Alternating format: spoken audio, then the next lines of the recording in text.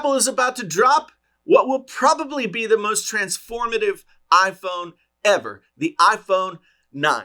Yes, it's silly to go backwards from 11 to 9, but maybe 8 to 9. I don't know. What is it, Jason? You might be asking. And I'll tell you, it's an iPhone 8 with all the modern hardware of the iPhone 11, if we know everything we think we know. And I know there are a bunch of you out there who saw this title and were like, Apple doesn't need saving. Yeah, okay. Apple doesn't need saving today. They just posted a gazillion billion-dollar quarter and all that kind of stuff. I hear you. That's not what I'm talking about right now. And you're right. Apple doesn't need saving right now. They're in no danger of going out of business anytime soon. But what Apple has realized, and the rest of the smartphone industry has not, we now live in this post-hardware era. The hardware wars are over, and the good news is that we, the consumer, won. There are so many good choices out there for smartphones, available in a huge range of prices. So no one has to go buy a flip phone in 2020 anymore if they don't want to. Unless you're buying a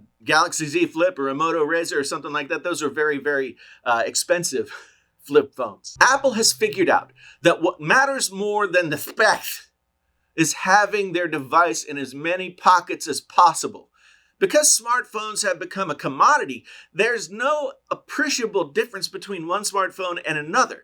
They all perform the same basic functions to an acceptable level. The difference between smartphone makes and models and all that kind of thing only matters to navel gazers like us. Okay? And we're going to debate the smallest detail until we've broken our keyboards in rage typing. For everyone else, it makes phone calls, sends and receives texts, browses the internet, does online shopping, sends emails, plays games, goes to Facebook, all that kind of stuff.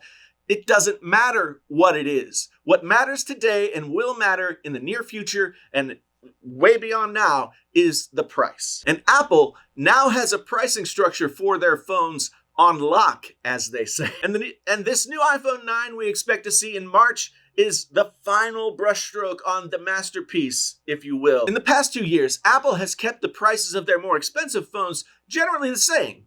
And they've introduced a more affordable phone in the iPhone XR, and then in 2018 they did one better by releasing the iPhone 11 at a cheaper price than the XR came out the year before. Today, you can get a brand new iPhone from anywhere from $500 and change up to around $1,500, which is awesome when back in the day there was one iPhone and it was stupid expensive and you had to get it.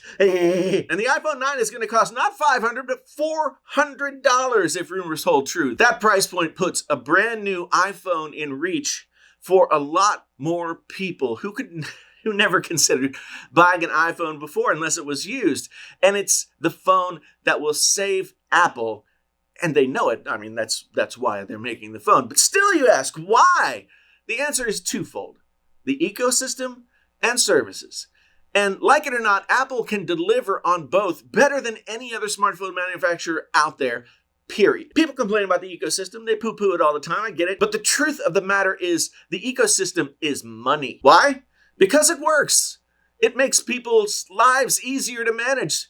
I could go into all the reasons that the ecosystem is Apple's strongest selling point. But for this discussion, we'll only need to know that from the MacBook to the iPhone, from the iMessage and AirPods Pro and the Apple TV, and even the sad, lowly HomePod, Apple's ecosystem ties everything together, and every product interacts with other Apple devices in some way. And when you have more than a few pieces of Apple product, the ecosystem gets you, and you never get out.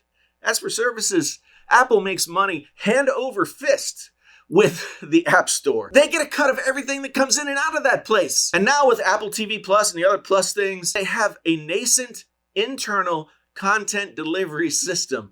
Will it work? We could talk about that another time, but it's there. Why is it there? Because it's integral to getting people in the ecosystem using the services. At the very basic level, owning an iPhone, something that has been heretofore not feasible for many people in the smartphone market, and with the iPhone 9, it becomes a lot more feasible. And Apple will welcome the googlyplex of new users into their walled garden with open arms. Not only will the iPhone 9 hit the magic price point of less than $500, it will outlive every other smartphone that's not an iPhone. AppleCare can protect your device for years, and Apple pretty much guarantees 5 years of OS updates.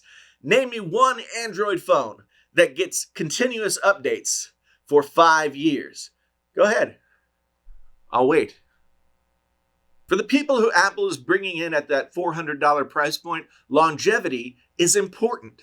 Up to now, they've gotten by with less expensive phones, usually Android phones. But in 2020, given how much security online has become a serious concern for just about everyone, Apple is uniquely positioned to offer a value proposition no other smartphone manufacturer can offer. A solid device with future-proof internals that guarantees longevity and support for at least half a decade.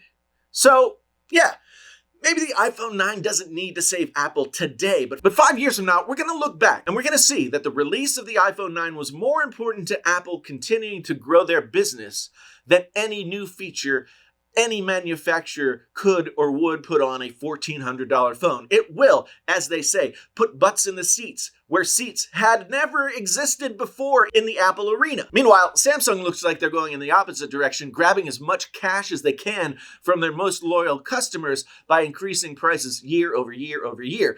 That's the short game. The long game is getting the customers in the door and then getting their money for a long-term investment. There's a reason Android devices lose 50% of their value in less than a year, and iPhones retain around 70 to 75% of their value for many years. And it ain't because of the looks. And now the iPhone 9 will grow that pie even more. 10 years from now, we're going to look up and we'll see them on this huge pile of money that's bigger than the pile of money they already have. Maybe they'll run the world, who knows? And the iPhone 9 will be the reason.